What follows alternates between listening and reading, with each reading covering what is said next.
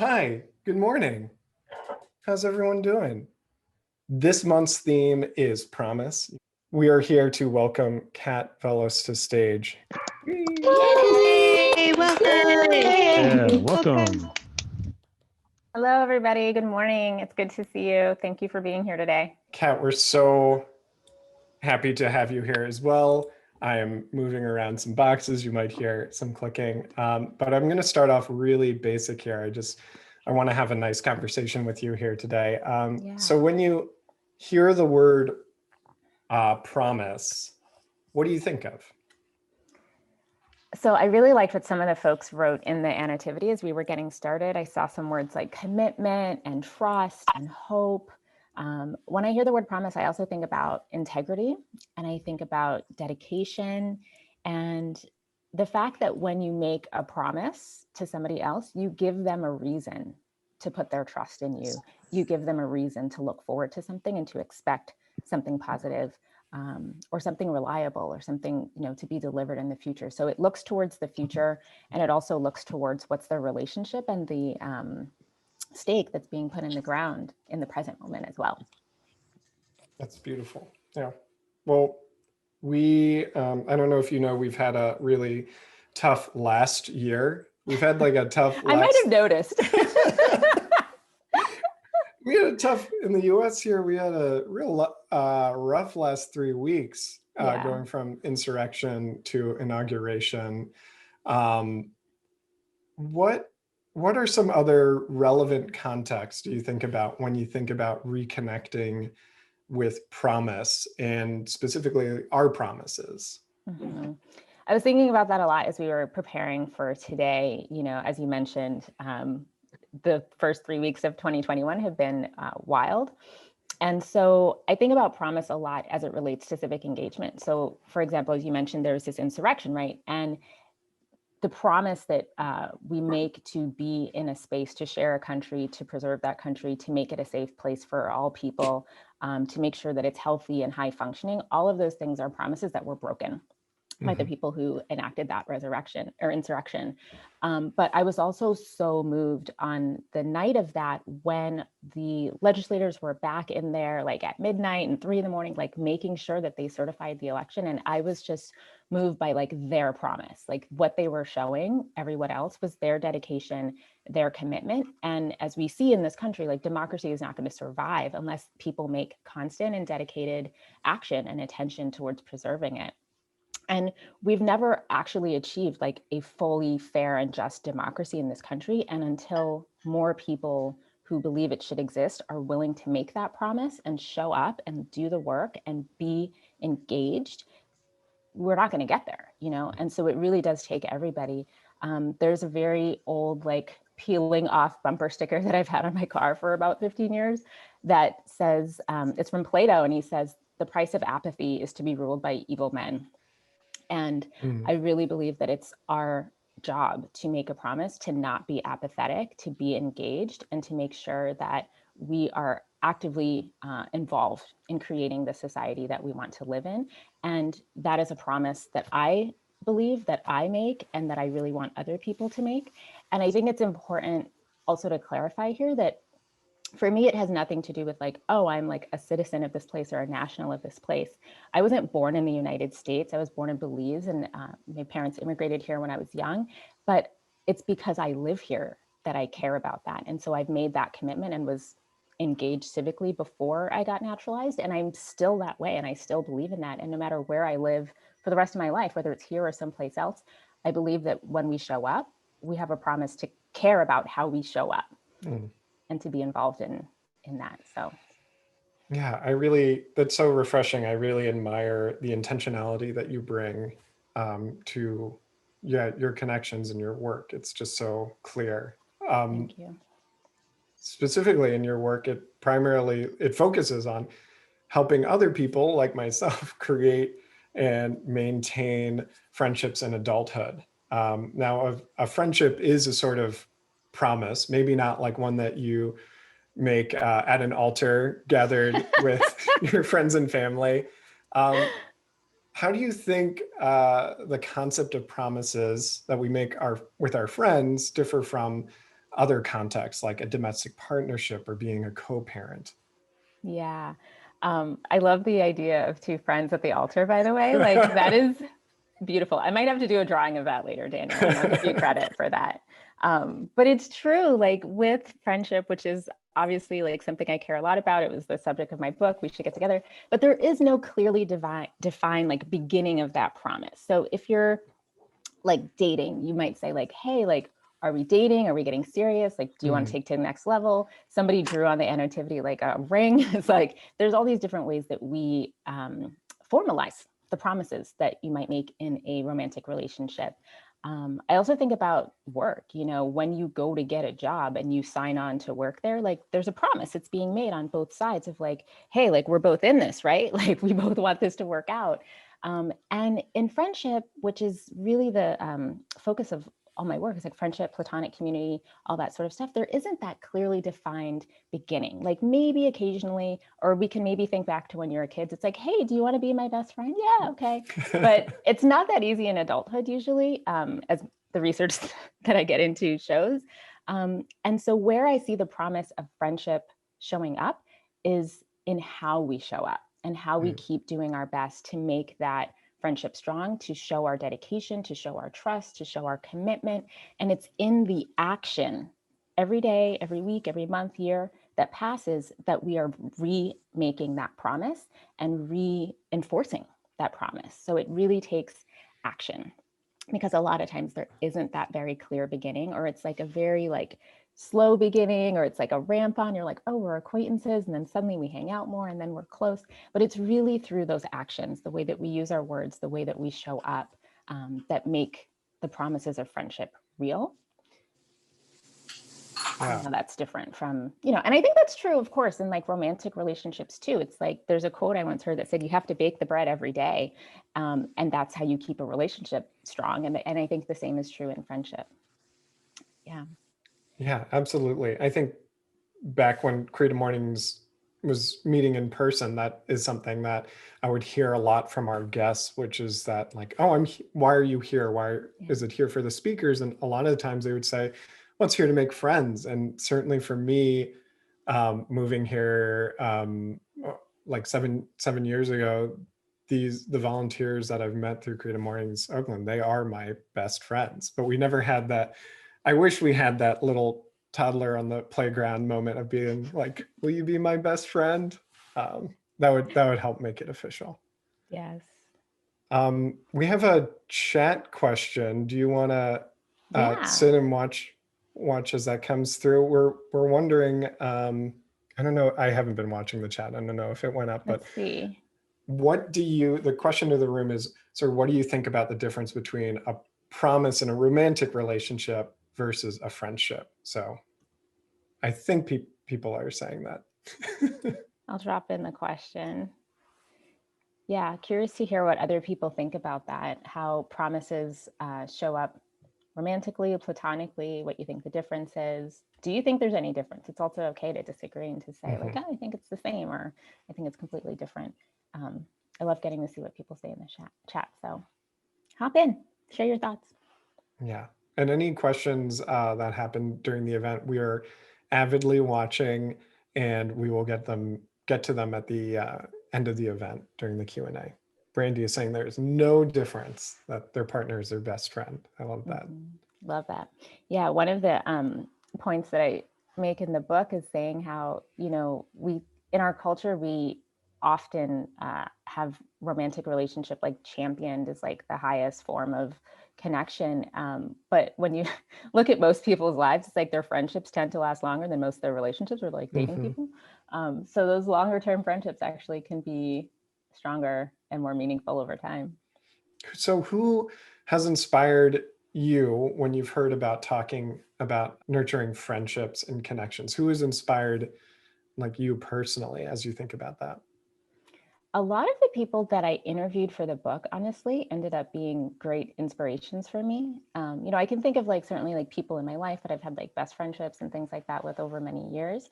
But God, I just met some of the most fascinating people doing some of the most like brave, like open-hearted things. And so I'll share a couple examples. So one was someone I interviewed who So I had done a survey as part of my research and qualitative interviews and stuff. And one of the people I interviewed had like some of the highest scores for satisfaction when it came to friendship in adulthood. And it really stood out as an outlier because a lot of people said the opposite. They were like dissatisfied in some way, or they really wish things were different.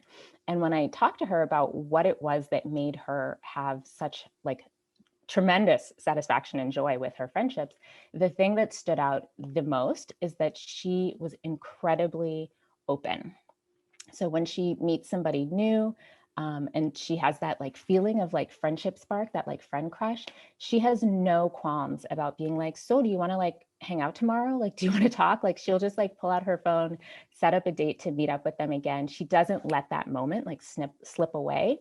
And because she is so open to like just inviting somebody, and this was like, pre-COVID. So she'd be like, oh, come with me tomorrow. I'm going to play tennis, or like, come with me on Saturday to go grocery shopping. Like, she was just so open with inviting people into her life that it resulted in just this incredible amount of connection that was like very free flowing in her life. Someone else who I really was inspired by was an older woman who was retired, and what she did was her kids have grown up and moved away and they're all out of state. And she had a lot of additional like mama energy and like grandma energy that she wanted to still give. And she didn't like have anywhere to put it because all her grandkids and kids were far away. And so she went on Nextdoor and made a post that was like introducing herself. And she was like, I'm looking to meet women who are moms and want more grandma energy or mom energy in your life. And she met a lot of women whose like mothers had passed away, or like they did not have a close relationship with their moms, all different kinds of things, or they just like wanted more connection like that in their life and their kids' lives. And so she ended up getting really close to a couple of them and kind of being this like surrogate grandma friend person to these moms and their kids. And it was just like such a beautiful invitation, by being really vulnerable and by going and leading with what she had to offer rather than just what she was hoping to get back.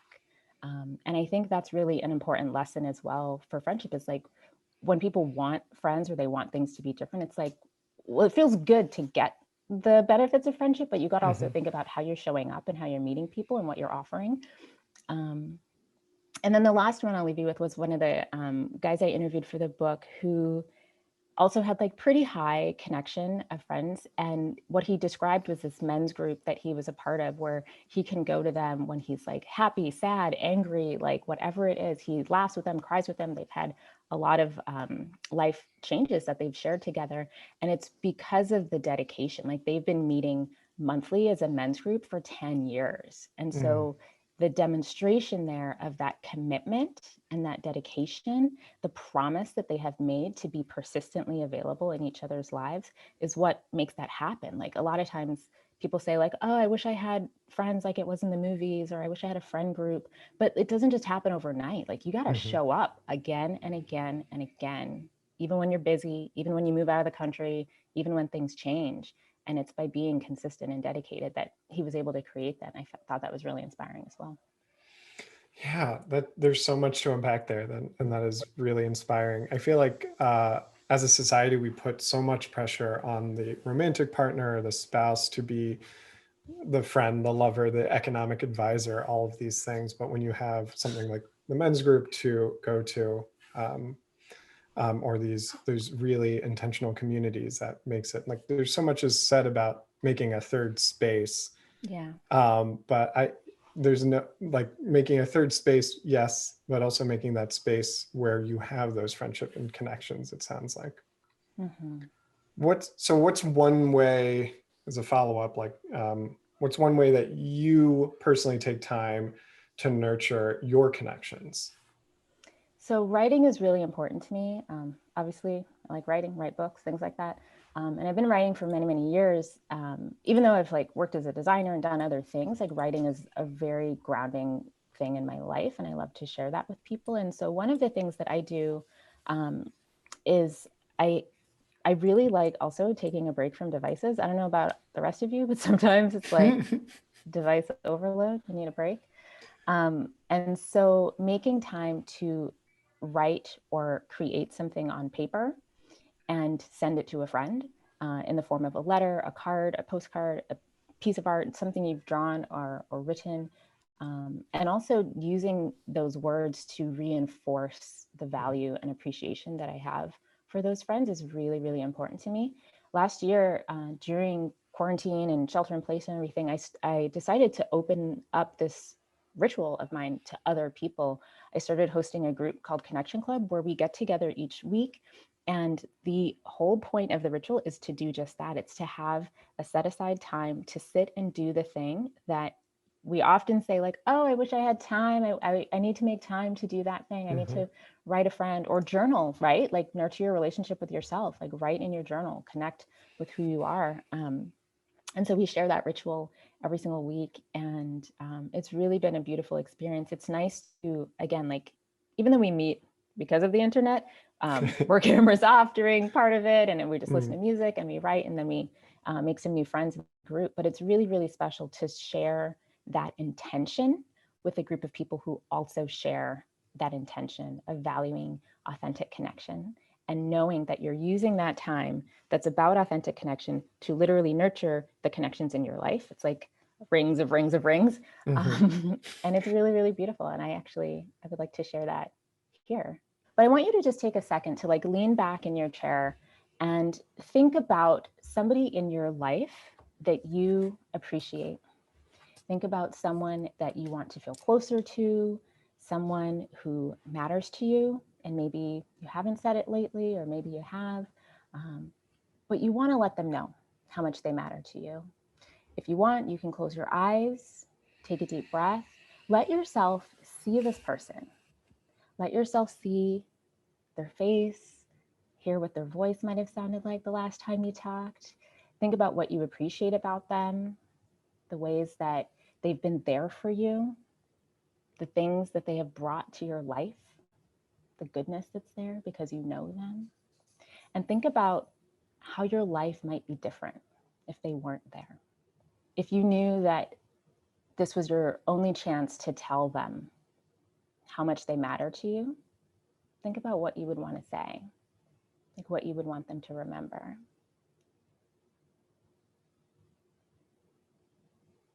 And what we're going to do for the next 7 to 10-ish minutes is you're going to have a chance to write this person a letter. We're going to play a little bit of background music. It's going to be chill. You can even turn your camera off for this part. It's really just for you and that person. And you'll have a chance to write down anything that you want them to know. If this was the only letter you could send them to say how much they matter to you, that's what you'll be doing. So this is just a little break in our session for you and this person you care about, that you hold in your heart and that you want to let know how much they matter. And to close our ritual, what we do is, just as we are holding in our hearts and our minds all of these people who are not here in the room with us right now, the way we close our ritual is by sharing their names, just the first name, in the chat, so that everyone else who's here can see their names or speak their names. And we know that they are here with us as well. So Kate and Kristen and Chris, Ralph and Jen, Caleb, Fong, Makiko, Marissa, Angel, Margaret, Purita, Bill, Julie, Priya, Beth and Ryan, Kayano, Judy and Megan, Jordan and Xavier. All of them are here with us because they're here with you in your heart. So that is the closing of our ritual. If you want to continue to add names, if you didn't get to it yet, that's fine. But this is what we do. Your homework over the next couple of days is to finish your letter if you didn't finish it, and mail it in the mail in an envelope with a stamp, or drop it off at their doorstep if you're nearby, so that they get it and can have that written version of your expression of appreciation for them.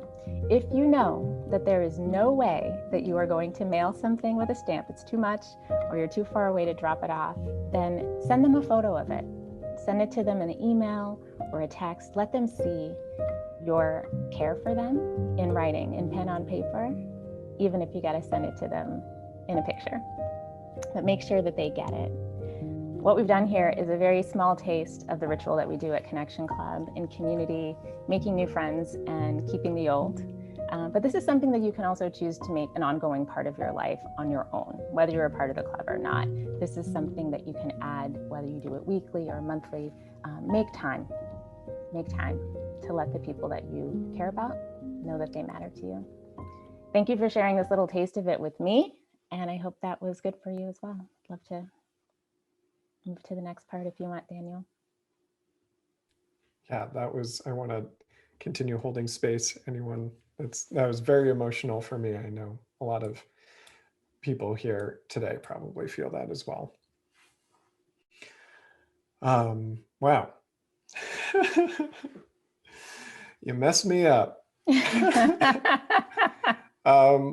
You're a writer. I know you probably look at a lot of your old writing, and maybe this has happened to you. I feel like I go through a real cycle of feeling connected to myself. Like when I write something I journaled before or wrote before, sometimes I'm like, I wrote that? That's pretty good. And other times I'm like, I read it and I feel so disconnected from myself. I have like that opposite feeling where I'm like, who was that? And how do we get him back? So jumping from that, what kind of advice would you give someone like me who wants to connect with themselves intentionally and live up to the promises that they've made to themselves? I would say, think about the things that you value about that experience. Like, why is that important to you? What do you hope to get out of that? What is the meaning of it for you? And then what are the pathways to that feeling of meaning and purpose? Whatever the benefit is, what are the many pathways you can take to get there? You know, whether it is making time to write in a journal or share your thoughts in some other kind of written form, physical, digital, that's just like a verbal expression. There's a lot of research about how writing can help us process things and grow and integrate the lessons of our lives. Mm-hmm. But for other people, you know, it might not be writing. That might not be the thing that opens that doorway for them. And for them, it might be walking in nature. For somebody else, it might be movement or dance. For somebody else, it might be meditation. For somebody else, it might be breath work. There are a lot of different paths. And so I would say, think first about where you're wanting to go and what are the paths that light you up to get there. What, to that end, sort of like, what are some resources that has helped you identify your values and define those wishes for yourself that you want to make in the world? Yeah, so certainly for me, reading is one of the ways. And I think about the books that have helped me identify the things that I value and the way that I want to walk through the world. When I was in AmeriCorps, like way back in the day, my director gave me a copy of a book called The Road Less Traveled by M. Scott Peck. One of the best books I've ever read for how to be a human is, I highly recommend it. And also there's another book by Clarissa Pinkola Estes called Women Who Run with the Wolves that a roommate in college recommended to me. And I was like, I don't know from the title of that book if that's for me, but then I read it and was like, had my mind completely blown. Just goes to show you should never judge a book by the cover. Classic, such a powerful book about women's empowerment, really beautiful. Those, I would say, are the two biggest like written forms of inspiration and guidance for me in how I want to show up. The first one, E. Wang, is called The Road Less Traveled, and it's by M. Scott Peck. And the second one was Women Who Run with the Wolves by Clarissa Pinkola Estes. And then other things or other sources of inspiration for me with how I live and the things that I'm committed to. I'm really inspired by my colleagues who are doing similar or complementary work. So one of them is actually here in the call. I saw Kathleen Kellam in the chat earlier that made me really happy. So Casley is someone else who's also really committed to social wellness and does incredible work around also reducing the loneliness epidemic and helping people find social wellness. And we have found each other through doing this type of work and helping people find connection. And so I'm really inspired by Casley as well. And it's just a joy to have collaborators who are so positive and beautiful in this world. And then of course, like the close people in my life, those close friends who help me remember who I am and what I care about. Yeah, they help me also feel inspired and dedicated to the promises I want to make about how I want to show up. I love that the chat is like very much yesing these two books. They aren't new to me, so they're on my book list for this year. I'll Thank see you if for I that. can drop in a link there. I know we wanted to do a pair session where we sort of talked about where we're at right now. Do you want to sort of open it up and engage our audience here and chat about this experience? Yeah, I think we can just do it here in the interest of time.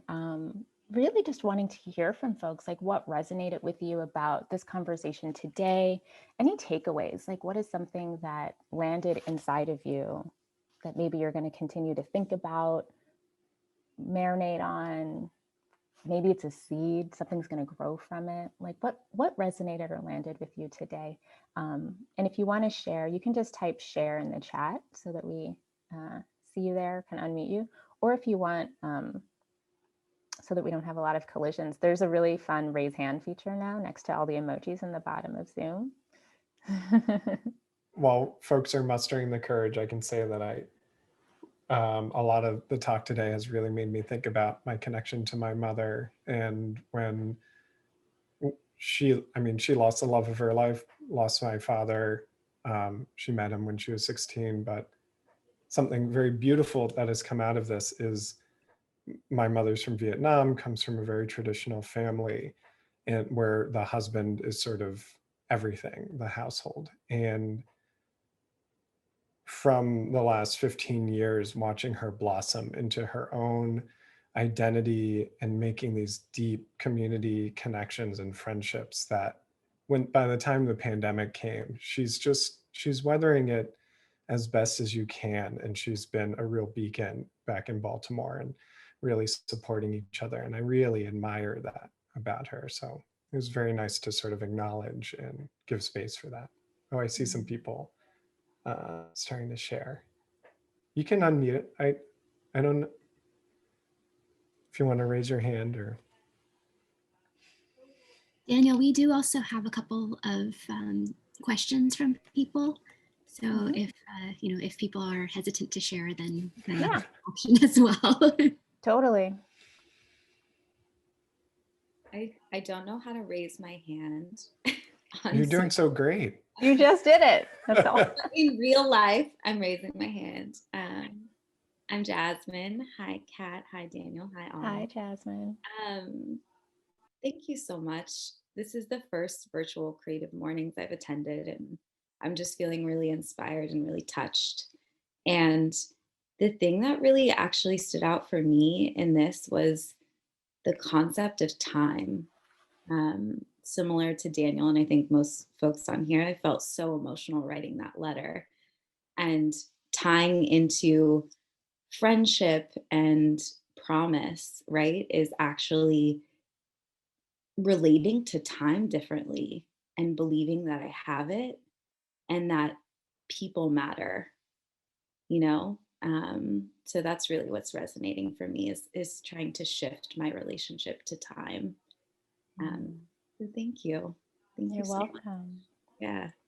What's one way that you want to practice shifting your relationship to time in the coming weeks?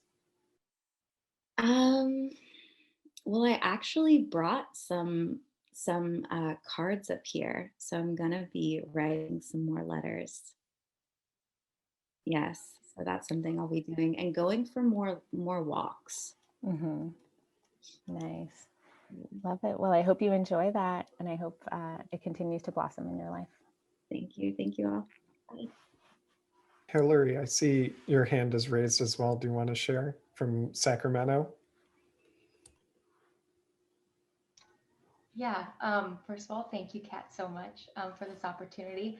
I actually took the opportunity to do kind of the opposite of apologize to a friend, where I had let the friendship slip, and I haven't given myself time to figure out why I did that, and it's been bothering me in the back of my head, like, you're a bad friend, you're a bad friend. And so this was a nice opportunity to kind of go through my reasons of pulling back, or my reasons for the friendship in the first place, that I hadn't given myself time to do that, because it's very hard to look and be like, yeah, I was the one to blame. So this was a very nice opportunity to put words down, to kind of face my fears of my own self. And so next time I'll do a very lovey letter, but this time, thank you for the opportunity to kind of self-reflect. So thank you, Kat. Thank you for sharing that, Hillary. And I just want to acknowledge you for your vulnerability in sharing that with us here, and for being vulnerable with your friend and being willing to make an apology. It's such an important part of repair and healing in friendship, and it's scary to do. So I just want to acknowledge you for having the courage and the open heart to do that for your friend. Mika, I see your hand. Did I say your name right? Mika? It's Mika. You're right. Hi. So I thank you so much for everything. Thank you for what you just did. It's something that I've been wanting to do for a long time, but just haven't made the time to do it. And so for me, it is the show up piece.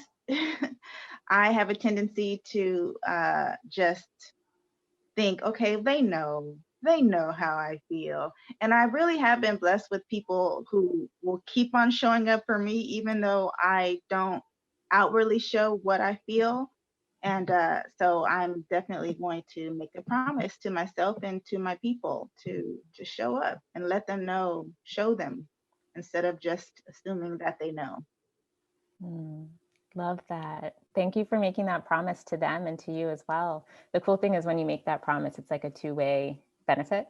It's like they get some, you get some, it feels good. And there's so many ways to show up. Has anyone here ever read The 5 Love Languages too? That's another great book about ways that we can show up either with our words of affirmation or gifts or touch or quality time. There's so many ways to show that we care. So yes, thank you, Mika. I'm going to read just a few questions that we have from the chat. Someone asks, can you share more about introverts and connections? I heard Kat on the GLP podcast, and I loved your insights about that. Yeah, so I am a hardcore introvert, which is funny. People are often surprised because I'm like, I wrote this book about connection, but I'm like total introvert. And it's really because, honestly, of being an introvert, that for me personally, connection and the quality of connection really matters a lot, because I'm going to get tired whether I have a weak connection or a strong connection. Like any kind of engagement is going to be weary. So I want really, really high quality stuff. And so that's why I care a lot about having great conversations, having meaningful connections, and having the expenditure of energy be like super fruitful and nutritious. So that's sort of my spiel on how introverts rock, at least in my life for me. And the other thing that I think is really meaningful too, and I'm very aware of right now during this pandemic as well, is when there is a need for space, it's okay to say so. It's okay to say, like, I don't have the emotional energy for engaging right now in a in-person hangout, or even sometimes a phone call. So with one friend, I said, like, for the next like month or two, can we just write letters? And she was like, yeah, totally, it's fun.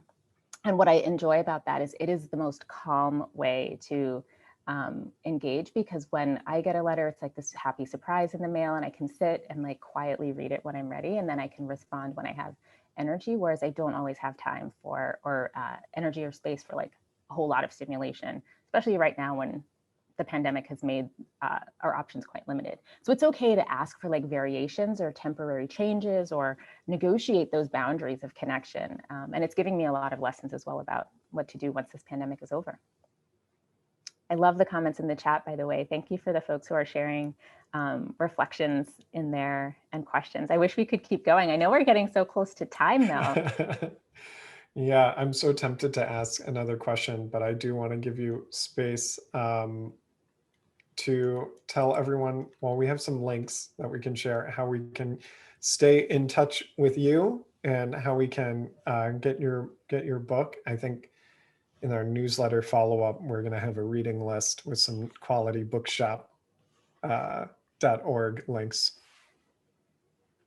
Nice. Thank you for sharing that in the chat and in the newsletter. I appreciate that.